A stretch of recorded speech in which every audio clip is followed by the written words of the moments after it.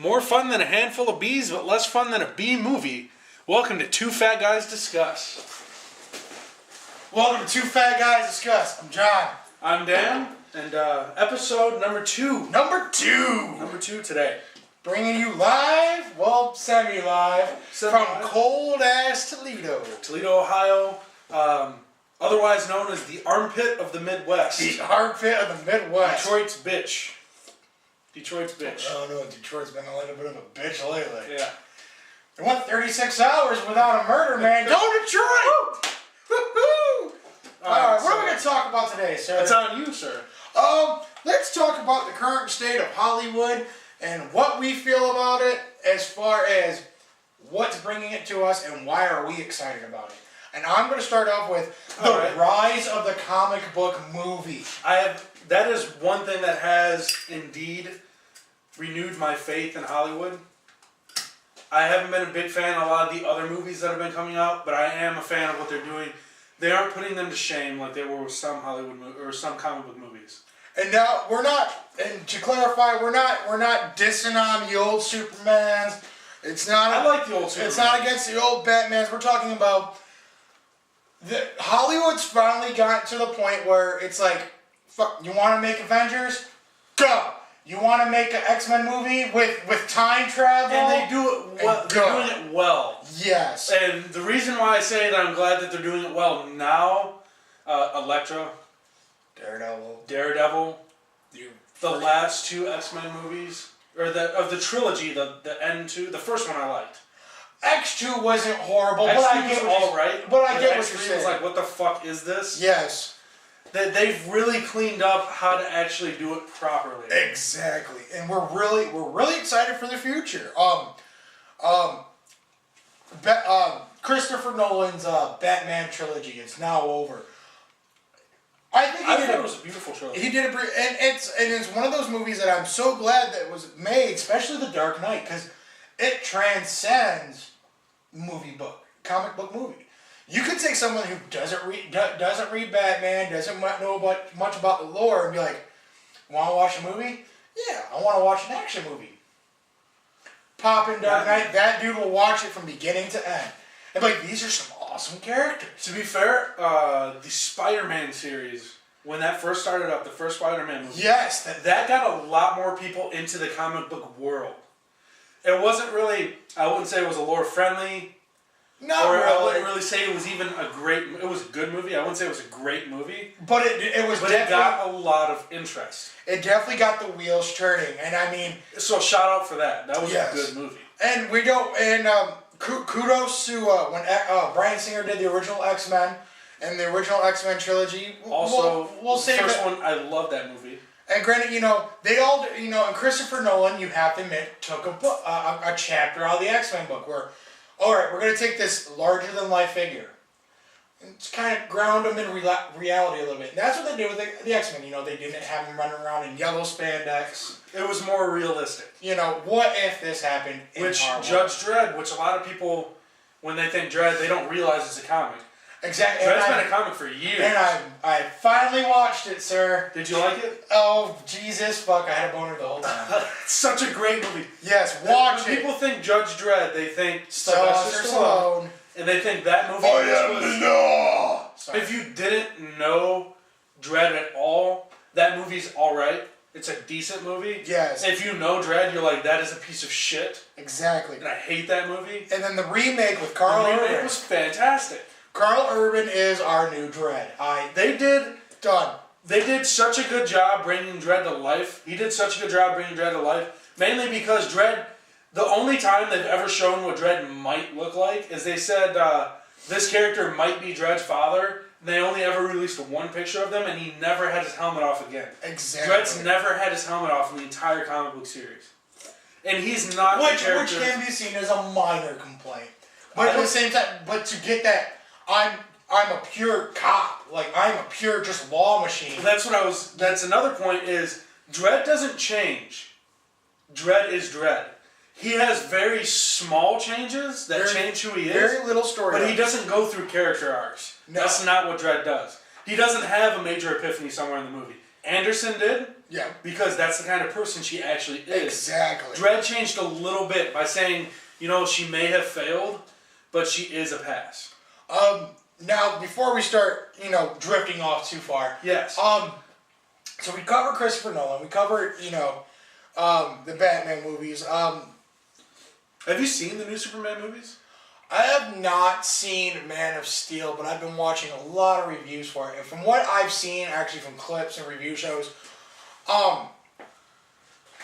personally, I mean, even I would have to sit down and get to watch it, but I don't like what they did with it, but I do see why they did it, and I do see why people love this movie. I do, and I have no opinion on it. I haven't watched. I was not very excited for this movie, so I'm just throwing that out there now. Mm-hmm. But yeah, I mean, and the one thing is, it's like the main gripe everyone has, and I've talked to you about this, is he kills Zod at the end, and he breaks the one rule. He would not. And then it's like, well, they put him in such an impossible fight. He had no other choice. He was going to kill He's Superman.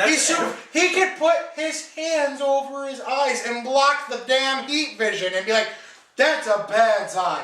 No, instead he snaps his neck. To be fair, Superman, every single arc that he has in his comic books, he's put up against these impossible odds. And the whole point of the story is they try to break him as a character, and he doesn't do it. He refuses. Yes.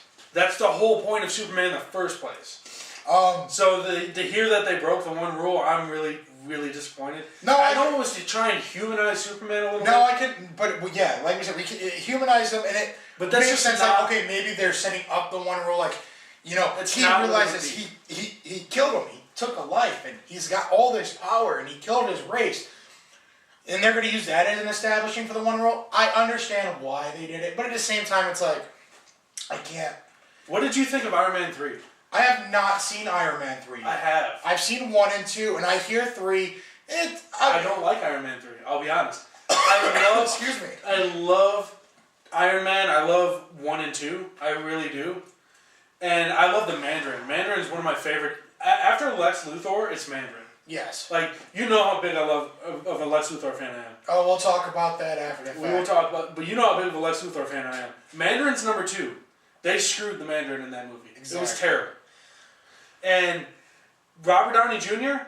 could not have picked up. It's like, it's the best person that you could ever cast for Iron Man. Exactly. And he does a great job in all the Iron Man movies. It's like Hugh Jackman as Wolverine. Exactly. It's the story itself that really disappointed me. Everything else was awesome. Exactly. But the story itself disappointed me. Iron Man 1 and 2, loved them. I love the Avengers movie. I can't wait to see the second one. Yes. I still haven't seen the second Thor movie. I really want to. I haven't seen it either. I love the first Thor movie. Cap's got his new movie coming out, Winter Soldier. Oh yeah, Winter Soldier. Oh man, I can't wait. Dude, is this going to be legit Winter Soldier like Bucky? It's Bucky. It's Bucky? It's supposed to be Bucky. Ooh. So it's going to be good. It's going to be good. Wait.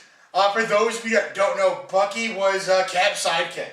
In the first movie, he was just his buddy. He was his buddy. He went into the war, and then Cap got all big, and then he became his buddy. In the comic books, Bucky is more of a sidekick, like what you expect a sidekick to be. Yes. But I'm really happy to hear that it is going to be Bucky. It's supposed to be Bucky, yes. I'm really happy about it. And then Falcon shows up in this, or quote-unquote Black Falcon shows up in this movie. And they don't go, because if you really look at it, Black Falcon really doesn't have any powers except for flight. And they're not pushing the envelope so far like, oh right, we're going to make a dude with wings, and he's not a mutant. No, we're going to give him some badass jetpack technology, and he's going to be... That's one of those things where they're trying to, not really modernize, but to try and... make it a little bit more... Make it more realistic. Yes. That's one of the things they're trying to make more realistic in these comic book movies that I love. For example, Judge Dredd, if you actually read the comics, it's really futuristic. Mm-hmm. If you watch the movie, the new one, Dredd that just came out, it looks like what would happen if we didn't really advance in technology a whole much, but society advanced like 300 years in the future. Exactly. And it was realistic. This could happen kind of thing. And now we're gonna end on 2 points, a good point and a bad point. What are we gonna do first? Let's do the bad point first and end with good news. Let's end with good news. So, brace for it. Rumor has it that Zack Snyder has cast Jesse Eisenberg, a.k.a. Michael Cera's villain when he can't get him, to be Lex Luthor in Batman Superman.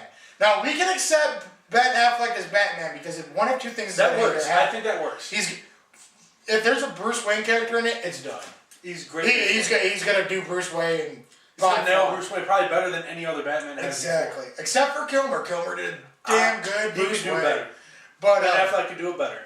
But what's gonna come down to is can he pull off the Batman? And we don't want Batman.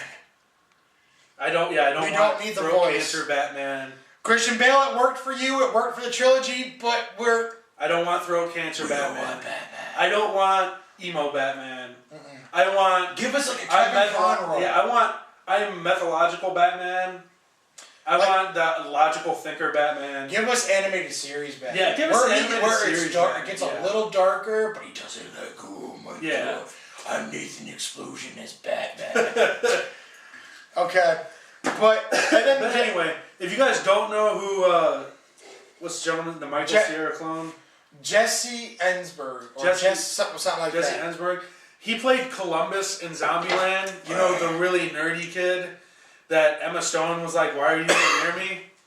Yeah. He's playing Lex Luthor, who happens to be the biggest badass in the DC universe. Yeah. Because he pretty much goes up to Superman and says, yeah, fuck you.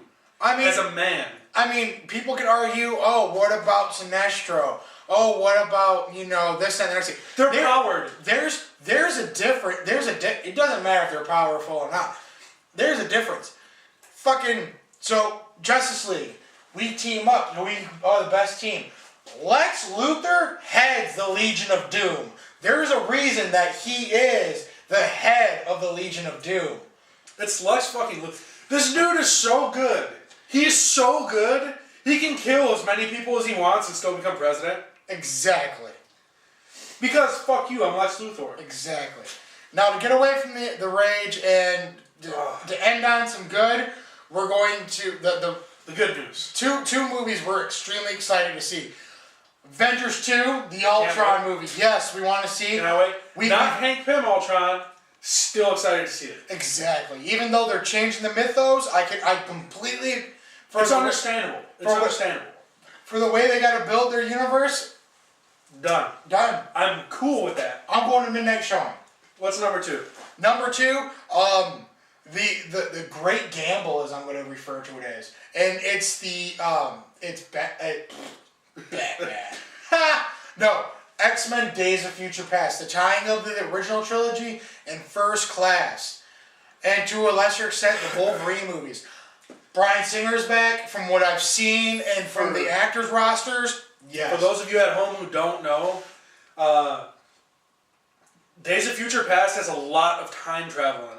And I'm so happy they're going after it. And the way they have, as far as we can tell, the way they have it planned out is so beautiful. It's beautiful.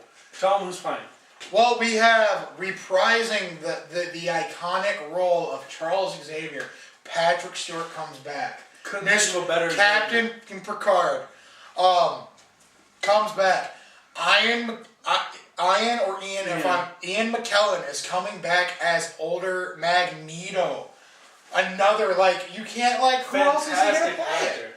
And then, now I don't know their names, and I apologize to everyone out there, but the gentleman who played young Xavier and young Magneto in First Class come back to reprise their roles as the younger version. Young Magneto. And then you got Hugh Jackman coming back as Wolverine, and he's playing the role of they kind of send him back in time. He's the one traveling. What we understand is it's going to be a Wolverine-centered movie. Ish. I can understand why they're doing that. He's by far the most popular X-Men character. Exactly. Because of the way the movies were made, it's pretty much he's the most popular. And on top of that, you also got to look at the lore.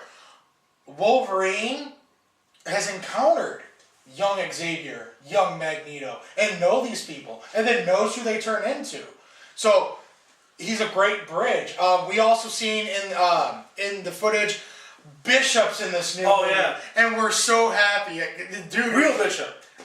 like he turned around, he's all big and tough, and he's got the mutant symbol over his eye, like, Bishop, yes.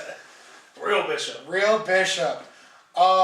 Now, as far as any other confirmed mutants, I'm not sure. I believe the Scarlet Witch. Scarlet Witch is supposed to be in it. Quicksilver's supposed to be in it.